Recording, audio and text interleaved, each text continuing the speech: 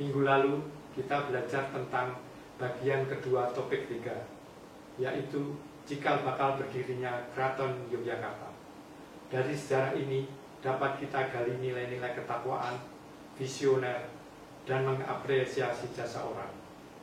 Nah, kali ini akan disajikan bagian ketiga, yaitu pembangunan Keraton Yogyakarta.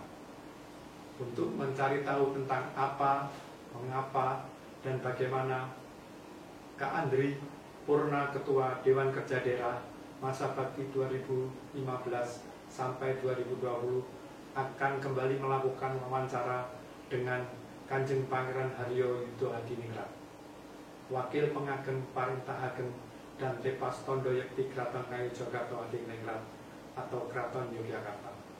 Selamat mengikuti. Salam pramuka, salam sehat, salam budaya. Wassalamualaikum warahmatullahi wabarakatuh.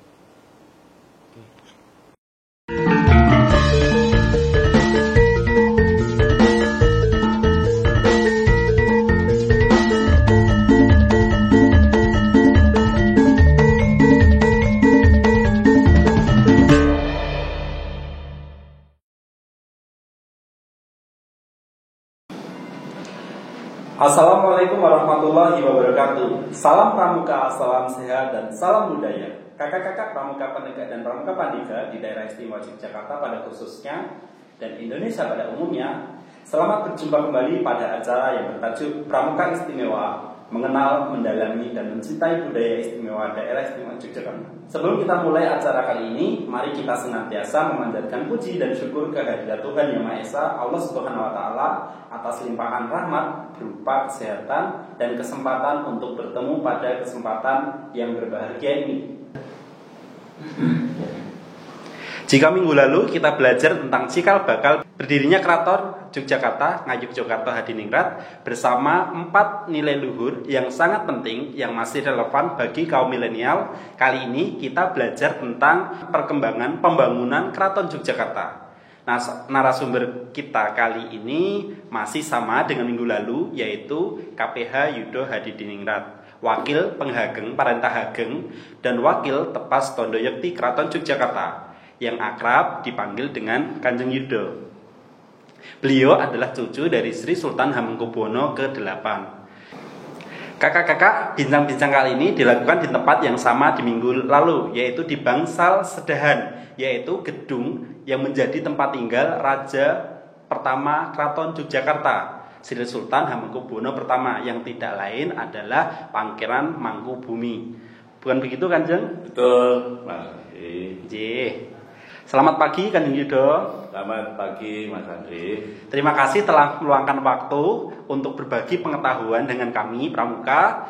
Menyambung pembicaraan kita minggu lalu, Kanjeng. Kali ini perbincangan kita akan difokuskan pada perkembangan pembangunan Keraton Yogyakarta.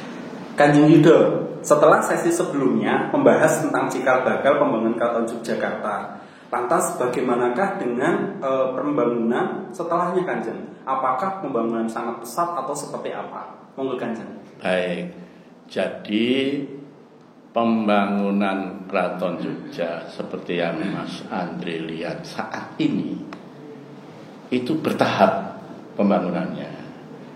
Jadi sejak didirikan oleh Sultan Hamengkubuwono yang jumeneng kaping tunggal, yang jadi dulu Sedahan ini, ya, gedung ini. Kemudian Proboyekso, Bangsal Kencono itu yang membangun Sultan Hamengkubuwono kedua. Ya, gitu, ya. Kemudian Sultan Hamengkubuwono kedua ini melihat bahwa musuh terbesar yang sangat mungkin untuk berperang dengan keraton itu adalah penjajah. Oleh sebab itu beliau kemudian membangun benteng. Ya. Itulah pojok benteng yang sekarang berdiri megah, itu yang membangun Sultan Hamengkubuwono II. Plengkung benteng itu yang membangun Sultan Hamengkubuwono II. Mengapa ada Plengkung, mengapa ada benteng? Dulu satu-satunya jalan dari luar masuk keraton itu hanya melalui Plengkung, nggak ada jalan lain. Jadi makanya ada tembang. Ya, tembangnya itu saya tembangkan dulu begini. Mataram betengira inggil, betengnya tinggi sekali. Ngubengi kedaton, mengelilingi kedaton, mengelilingi istana. Plengkung lima mung papat mengane. Plengkungnya 5 tapi hanya 4 yang selalu terbuka. Jagang jero tur toyane wening. Jadi seluruh benteng dikelilingi sungai yang sangat dalam dan airnya jernih. Berarti dulu lingkungannya sangat asri dengan sungai di Sungai di sekitarnya itu sungai. Ya. Maksudnya apa? Kalau mau nyerbu keraton kecemplung sungai. Ya. Jalan masuk itu hanya melalui Plengkung. Jadi dulu Plengkung itu ditutup pintu besar. Ya. Kalau trompet keraton berbunyi itu berarti jam 6 pagi. Ya.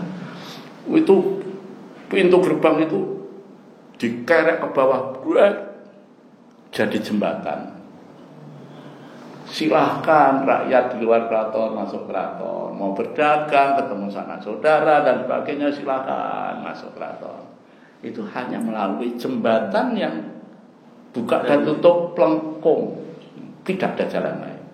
Jalan lain hanya dikelilingi benteng yang ada sungai yang jernih tapi dalam. Nah, sehingga harus lewat itu. Nanti trompet jam 6 sore, yang warga yang tadi masuk keraton harus keluar, karena itu nanti jembatan itu dikerek kembali menjadi pintu, sehingga tidak mungkin orang akan keluar setelah jam 6 sore, akan kecemplung sungai kan gitu ya. Sehingga itulah pertahanan keraton yang dirancang oleh Sultan Hamengkubuwono II. Itu pun beliau merasa tidak cukup. Ya. Beliau membeli meriam 100 biji dari Eropa untuk pertahanan keraton. Dari Belanda atau dari ada spesifik dari mana kita tanya dulu? Dari Inggris. Dari Inggris. Ya, Inggris dan Perancis ya. Inggris dan Perancis. Iya. Nah, itulah, dan gudang senjata itu terletak di Jalan Ibu Ruswo itu, ya, yang sekarang dibangun pojok benteng yang baru. Yang baru. Yang baru. Iya, itu kan dulu benteng utuh seperti yang benteng yang lain. Seperti Plengkung Gading ada bentengnya ya. Dan sekarang sudah dikembalikan. Serangan, nah sekarang kan sudah dibangun kembali. Situlah sebenarnya pusat persenjataan keraton di bawah benteng itu. Nah, pusat pertahanan gitu. Pusat pertahanannya yang merupakan gudang senjata. Ya. Nah, disitulah makanya yang dihancurkan Raffles di situ. Rata dengan tanah. Gitu. Nah, sehingga sekarang dipulihkan kembali, sehingga pojok benteng itu menjadi 4 kembali. Itulah yang dibangun Sultan Hamengkubuwono II, dan juga membentuk prajurit yang tangguh sebanyak 17.500 orang prajurit yang terlatih. Karena untuk menjaga keraton dari musuh-musuh yang mungkin muncul di Kanjeng. Ya. Nah, ini kan sebenarnya ya istilahnya kita ini kan agak ditipu sama Belanda, karena dulu itu kan pemerintahan dipegang sepenuhnya oleh Sri Sultan Hamengkubuwono I karena menang perang kok.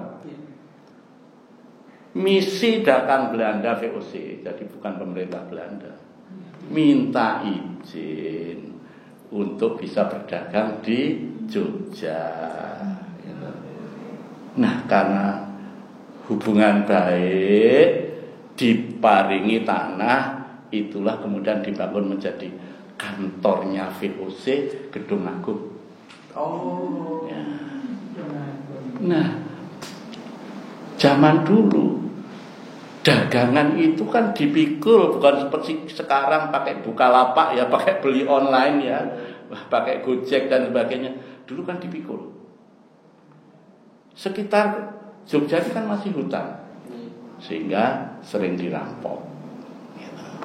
Nah, untuk mengatasi itu VOC membentuk pasukan untuk mengamankan barang dagangannya itu. Jadi barang dagangan yang kemana-mana itu dikawal. Nah, minta tanah lagi, dikasihlah. Itulah yang sekarang Benteng Vredenburg. Nah, itu dulu namanya Rustenburg. Hanya untuk rest, untuk istirahat, gitu loh. Ya, Rustenburg. Ya. Nah, coba perhatikan Benteng Vredenburg sekarang. Gitu. Kenapa bentengnya hanya ngadep ke selatan, yang utara tidak? Karena dia tahu sing arep tak hancur iki kraton. Makanya utara tidak dibentengi karena musuhnya dari selatan kok, gitu.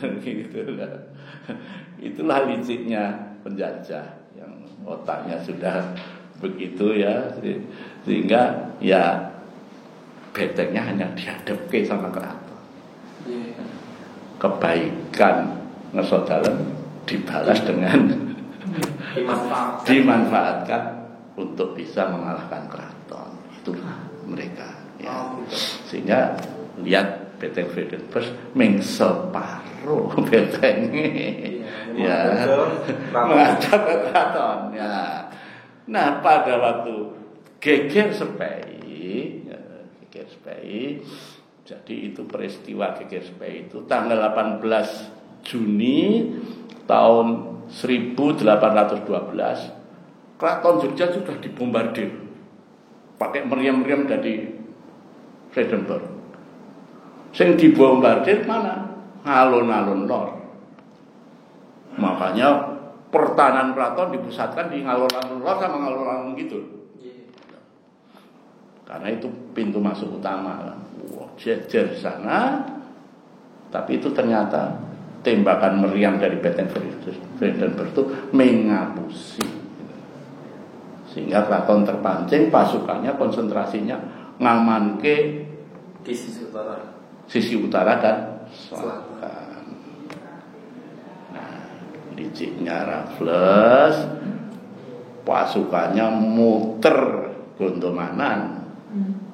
Dihancurkanlah pojok benteng di Jalan Iburusmo itu yang kosong lompong, tidak ada prajuritnya. Padahal itu adalah pusat pertahanan Keraton Jogja gitu, untuk menyimpan. Ya, pusat senjatanya di situ. Nah, gitu. Sehingga perangnya itu bukan di alun-alun, tapi di pelataran keraton. Karena langsung menembus jantung pertahanan keraton. Gitu. Wah, itu sehingga terjadi pertempuran sengit di halaman keraton ini. Ya. Dan kalau baca geger Sepei, kita bisa nangis sendiri. Korban jiwa di pelataran itu berapa? 3.540 orang yang brodol karena tombak, karena pedang, sehingga digambarkan dalam cerita itu pelataran keraton itu sudah menjadi lautan darah. Sudah tidak ada lagi kelihatan tanahnya, sudah merah semua, sudah lautan darah. Dan digambarkan kalau orang berdiri itu setebal, genangan darah itu setebal tumit. Dan kalau yang mati itu ditumpuk. Itu orang berdiri tidak kelihatan, saking banyaknya yang mati. Itulah geger supaya. Itulah pembangunan keraton yang sekarang berdiri megah itu dimulai dari Sultan Hamengkubuwono II. Kemudian Sultan Hamengkubuwono II juga berpikir kalau ada tamu negara, selain beliau menerima di keraton, beliau juga membangun Ambarukmo. Ambarukmo itu beliau bangun sebagai taman bunga yang indah sekali. Makanya namanya Ambarukmo, harum semerbak wangi, gitu kan namanya Ambarukmo. Karena dulu taman bunga, sehingga kalau beliau menerima tamu itu diterima di sana. Di luar, kalau menerima tamu di luar keraton itu di sana. Tapi nanti yang menyempurnakan menjadi megah itu Sultan Kaping itu. Ya. Kalau di Sandia Ambarukmo itu kan ada pendopo yang saat ini masih itu, apakah di masa itu atau di ketujuh kan? Jadi gini, Sultan Hamengkubuwono II itu putranya 78. Ya.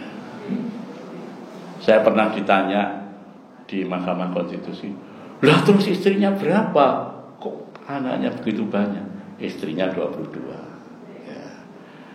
Beliau seorang raja yang bijaksana, keraton, beliau dijuluki Sultan Sugih.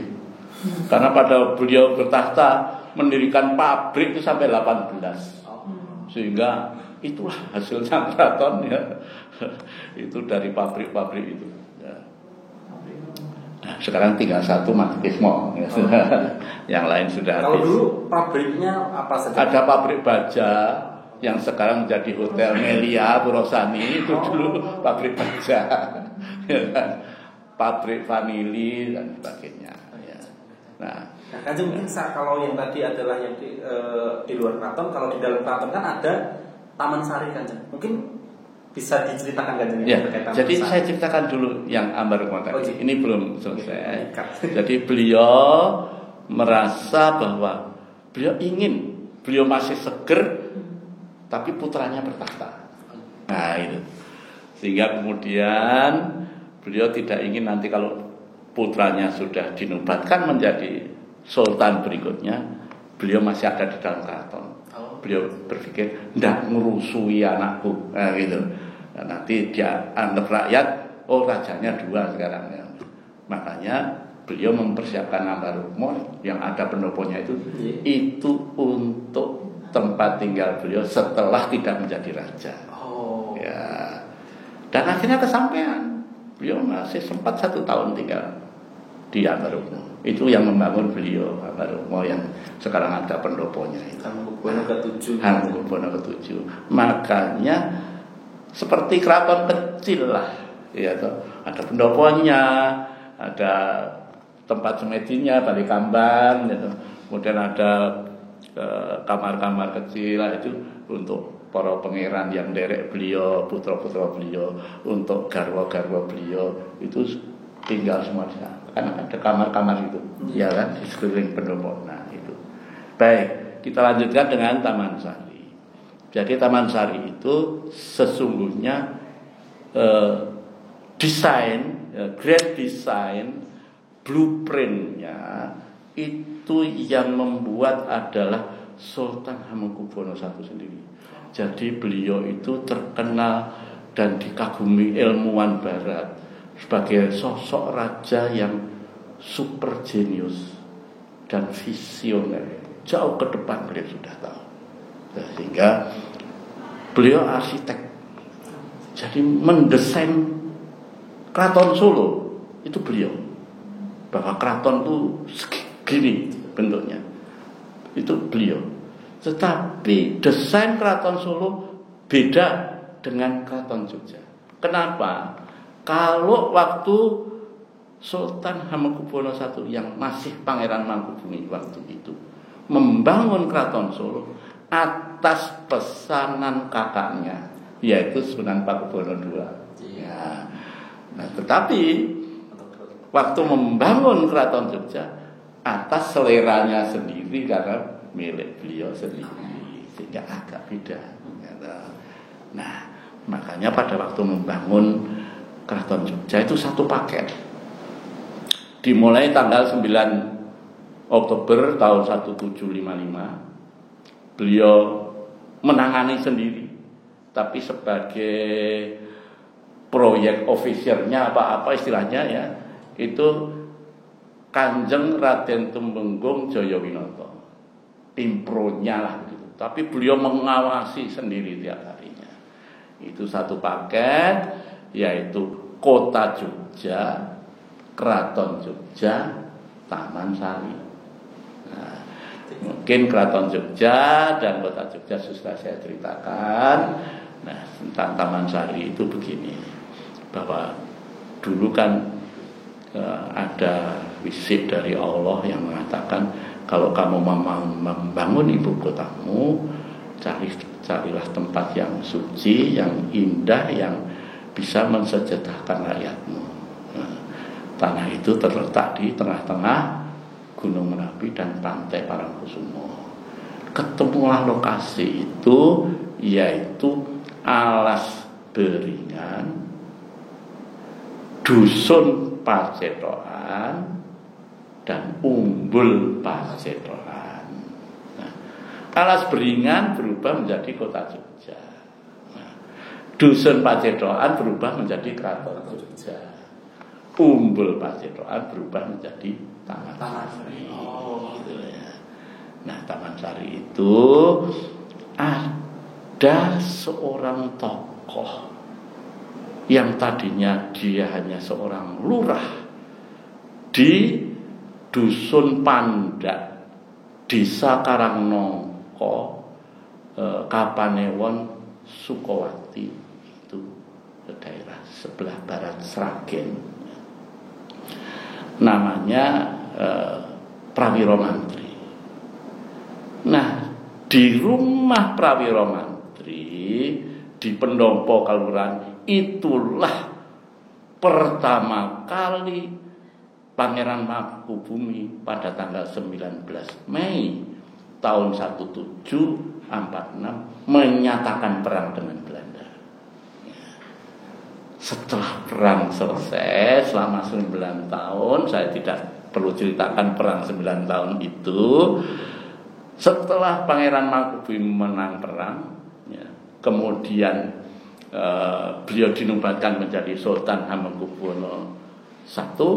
Beliau merancang pembangunan Kota Jogja, Keraton Jogja, dan Taman Sari. Terlebih dahulu beliau membedol pendopo milik Pak Lurah Prawiro Mantri, dibawa ke Jogja. Itulah yang sekarang berdiri Bangsal Kemandungan.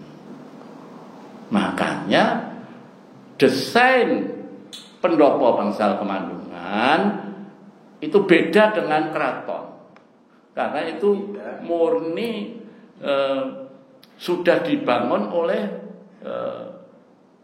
Prawiro Mantri, Pak Lurah Prawiro Mantri sebagai balai desa. Nah, gitu. Sehingga masih sederhana sekali pendoponya, tapi sekarang megeng-megeng di Bangsal Kemandungan. Itulah bangunan pertama di Keraton Jogja, dan itulah oleh Sultan Hamengkubuwono I dipakai untuk kantor direksi. Jadi semua pemikir-pemikir pada waktu membangun Keraton Jogja dan Kota Jogja itu kumpul di Bangsal Kemandungan itu. Sultan memberikan arahan, material kayu-kayu dan sebagainya itu ditumpuk di halaman Bangsal Kemandungan. Makanya sekarang ini kelihatan sekali halaman itu luas sekali, karena dulu tempat tumpukan material untuk membangun keraton. Ya. Nah, kemudian Taman Sari ini jasa dari Tumenggung Pak Lurah Prawiro Mantri. Karena jasanya di rumah Prawiro Mantri dicetuskan perang dengan Belanda, maka Prawiro Mati diangkat menjadi Bupati Madiun bergelar Tumenggung Prawiro Sentiko. Nah, Tumenggung Prawiro Sentiko inilah yang tuan ngesot dalem mohon izin saya tidak membayar pajak ke keraton, tetapi saya akan membangun Taman Sari. Ya, sehingga Taman Sari adalah karya Tumenggung Prawiro Sentiko. Mungkin akan dijelaskan yang ya, jadi Taman Sari itu begini. Satu bisa difungsikan sebagai pertahanan. Misalnya sekarang masih ada bekasnya. Di keraton ada, di Taman Sari ada. Itu dari keraton itu ada jalan bawah tanah sampai tembus Taman Sari. Ya. Sehingga kalau seandainya keraton diserang, maka Ngesot Dalem dan keluarganya bisa masuk ke gua itu tanpa ketahuan musuh. Karena itu besar sekali jalan bawah tanah itu. Ya. Itu tembus Taman Sari itu untuk pertahanan. Tapi kemudian sesungguhnya untuk lelangan Ngesot Dalem, para garwa dalem, para putri dalem itu dari Taman Sari itu tembusnya ke Kemandungan. Ya, jadi itu ada gerbang sebelum sampai ke Bangsal Kemandungan. Itu ada gerbang, itu gerbang Segaran gitu. Nah, itu dulu bisa untuk naik perahu keliling terobos kanal, terus ada danau yang luas sekali. Nah, itu. Jadi indah sekali dulu ya, karena itu ada segaran, ada kanal ya. Itu sekarang sudah jadi bangunan gitu. Ya, yang tinggal hanya Taman Sari saja. Sekarang kan untuk ke kanal itu sekarang sudah menjadi jalan ya. Nah, segaran sudah jadi rumah-rumah penduduk sekarang. Kan kalau Taman Sari kan dulu berarti untuk pemandian. Ya. Sebenarnya kalau berubah fungsi menjadi sekarang kan pariwisata. Itu mulai tahun berapa kan? Pariwisata itu baru kok. Baru akhir-akhir Sri Sultan Hamengkubuwono IX dilanjutkan sampai hari ini. Jadi dulu enggak. Oke, Kanjeng, kalau kita kembali lagi ke tadi setelah penyerangan Inggris ke Yogyakarta, sebenarnya dampak paling utama terhadap keraton sendiri itu seperti apa, Kanjeng? Terutama mungkin apakah ada penjarahan atau apa yang saat setelah itu, Kanjeng? Iya. Jadi memang kalau kita membaca Geger Spey, kalau kita memang bisa memahami kehidupan keraton, kita bisa nangis. Luar biasa arogan Raffles ya. Jadi sampai Raffles naik kuda itu, kudanya naik di Bangsal Kencono. Waduh, luar biasa ya, luar biasa.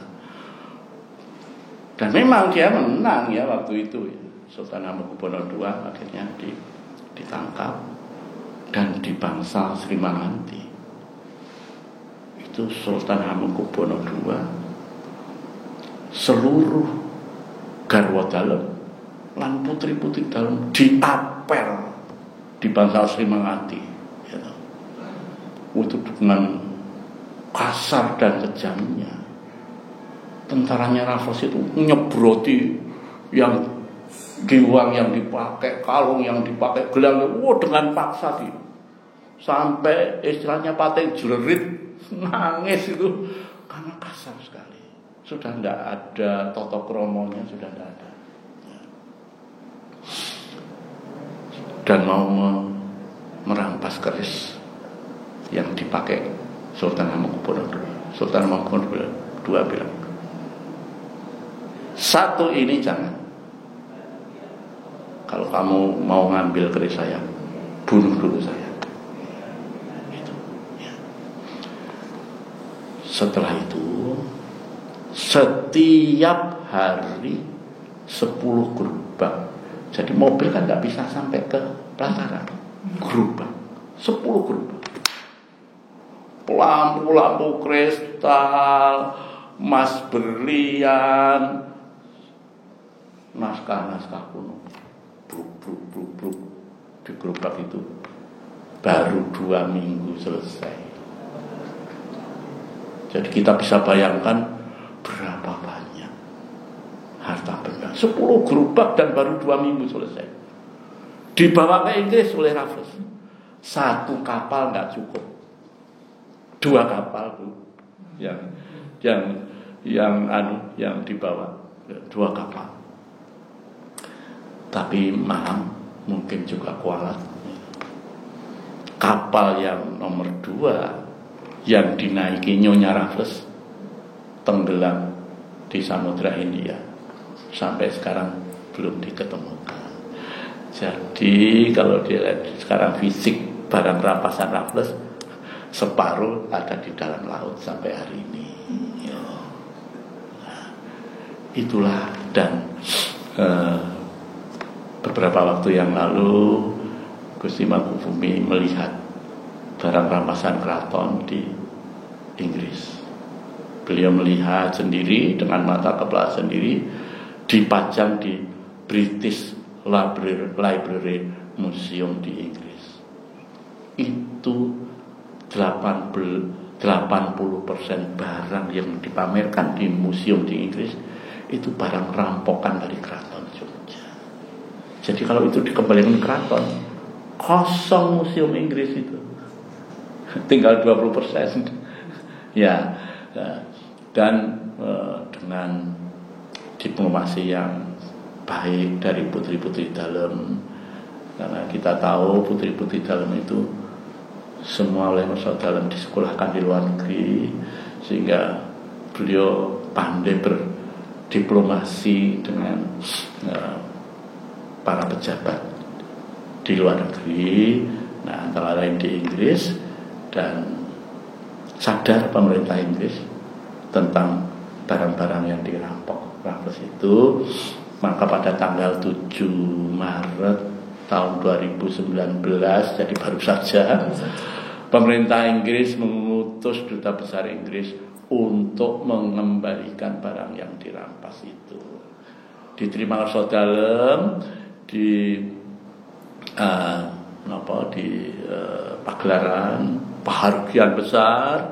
Duta besar Inggris menyerahkan barang-barang rampasan itu, dan sambutannya duta besar itu intinya begini: minta maaf pada Masya dalam tentang kekejaman Raffles, tetapi sesungguhnya pemerintahan kerajaan Inggris dan kerajaan Yogyakarta ini sama, demokratis dan sangat memperhatikan rakyat. Untuk itu saya diperintahkan Ratu untuk menyerahkan barang rampasan ini. Diserahkanlah 178 item dari yang ada di museum di Inggris itu, dari 7.000 item. Jadi masih sedikit sekali, tapi ya alhamdulillah ada niat baik. Ya, tapi Gusti Mampu juga nanti pelan-pelan saya minta. Ya banyak keris-keris yang bertatahkan emas berlian dan sebagainya, itu ada di sana. Ya gitu. Jadi itulah sejarah kelam keraton, bahwa tanggal 20, jadi perang Sepei itu 18 sampai 20. Hancurnya keraton itu 20 Juni tahun 1812. Itulah penyembuhan Raffles di keraton. Jadi kalau kita baca tulisannya Peter Carey dalam bukunya Perang Diponegoro dan Geger Speni, itu sampai dirinci. Raffles itu kalau ditotal nilai sekarang itu sekian puluh miliar. Kolonel Gillespie yang mimpin penyerangan itu dapat sekian puluh miliar. Mayor Crawford yang memimpin langsung penyerbuan menghancurkan pojok beteng itu dapat sekian miliar. Itu dirinci.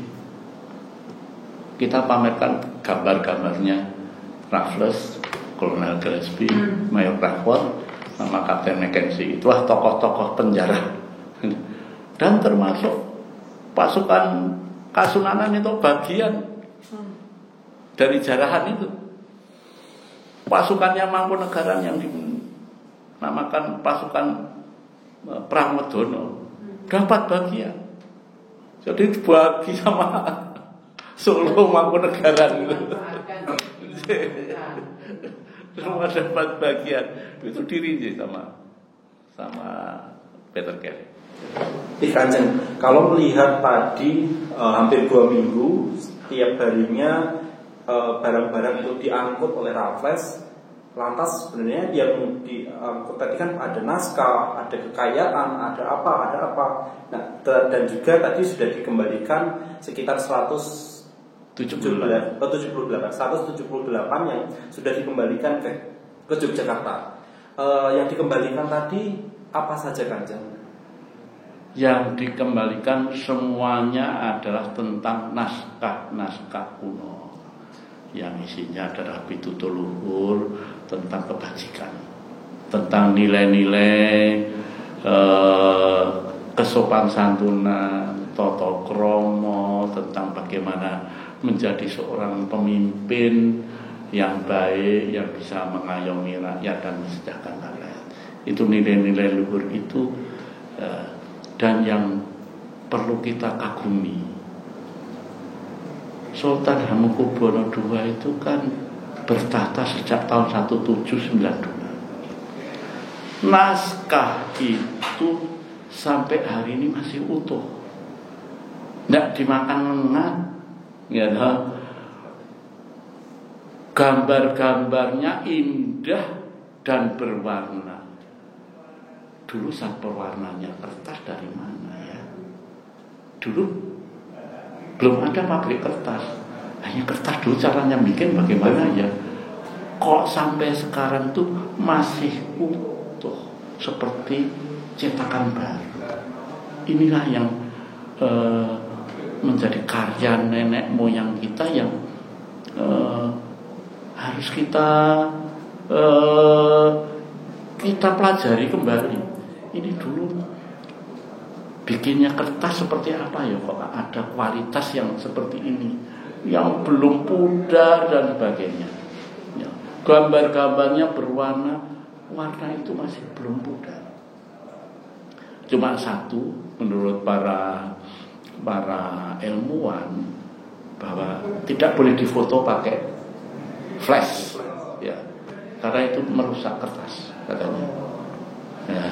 Jadi kami pajang, setelah naskah itu kami terima, saudara berkehendak dipamerkan pada masyarakat. Sehingga sejak tanggal 7 Maret selama 1 bulan kami buka untuk umum di pagelaran. Pameran ini loh yang dikembalikan Raffles.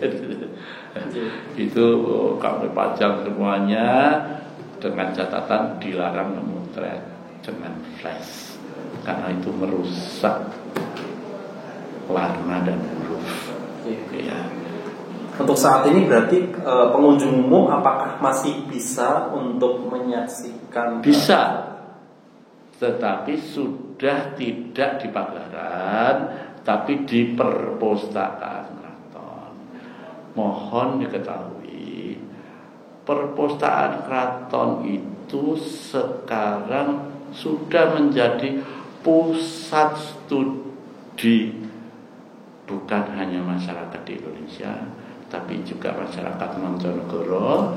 Ya, banyak orang-orang asing yang belajar mempelajari naskah-naskah keraton.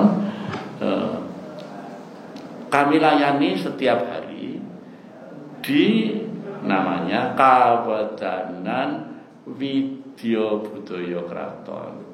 Itu semua naskah ada di sana, ada yang melayani. Semua masyarakat diberi ruangan sendiri-sendiri. Itu bisa ada yang 6 bulan.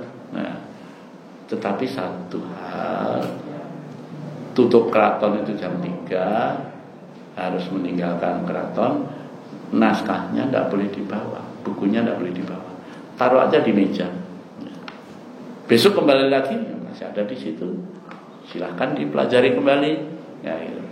Karena ini naskah yang sangat langka, sehingga kalau dipinjam nanti hilang.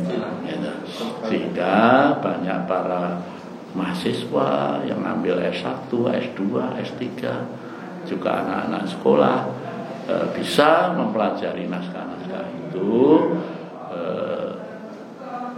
tetapi tidak boleh dibawa pulang. Syaratnya kalau itu penelitian, pasti kan dibuat tulisan. Gitu. Ada satu syarat, 1 eksemplar tulisan ditinggalkan di keraton. Sehingga sekarang numpuk ribuan, mungkin puluhan ribu karya anak-anak mahasiswa itu tersimpan di Museum Keraton. Nanti misalnya Mas Andri 10 tahun kemudian atau 20 tahun kemudian ngajak anak cucu, kilo dulu karya bapak, karya eyang masih ada di sana. Nah, itu juga sebagai upaya untuk mempertahankan karya-karya tersebut tetap ada nih kan? Iya, betul. Jadi membuka kesempatan seluas-luasnya pada seluruh masyarakat untuk mempelajari dan menteladani apa yang ditulis dan Keraton Jogja sekarang juga menyadari bahwa masyarakat butuh budaya keraton, sehingga sekarang ini terbuka untuk umum para masyarakat Jogja untuk belajar aksara Jawa, tata basa Jawa, seni macapat. Itu terbuka untuk umum dan gratis. Tempatnya di Rotowijaya. Jadi begitu mau masuk keraton ada jam besar, nah itu di samping jam besar itu di depan kantor kecamatan Keraton seberangan itu ditulis spanduk besar, dibuka khusus bahasa Jawa, tulisan Jawa dan seni macapat gratis. Itu informasi penting bagi teman-teman pramuka jika ingin mendalami bahasa Jawa, macapat dan lain-lain tadi, bisa nanti datang langsung ke sana. Ya.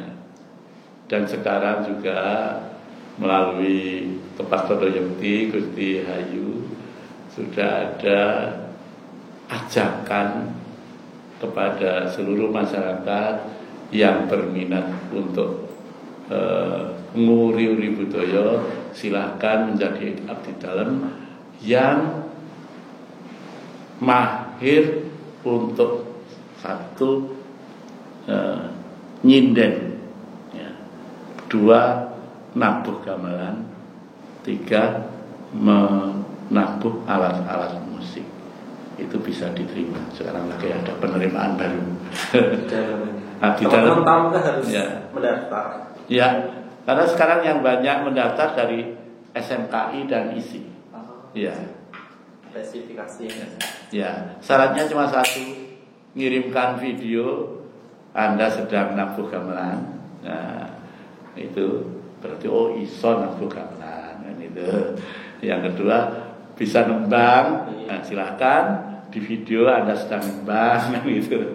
Bisa niup trompet misalnya, niup saksofon misalnya, genderang dan sebagainya ya.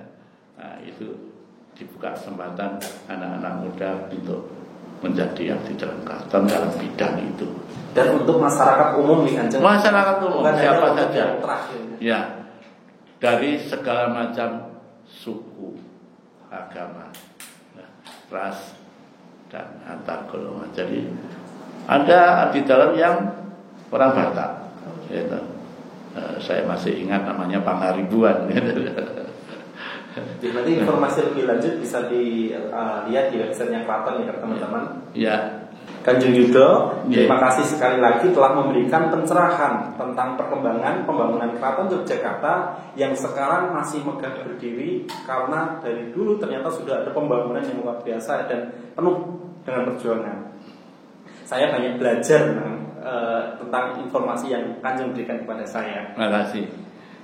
Kakak-kakak Pramuka Pertiga dan Pramuka Pandega di daerah istimewa Yogyakarta pada khususnya dan Indonesia pada umumnya, hari ini kita telah mendapatkan informasi yang sangat mencerahkan tentang perkembangan pembangunan Keraton Yogyakarta yang biasa kita kenal sebagai Keraton Yogyakarta.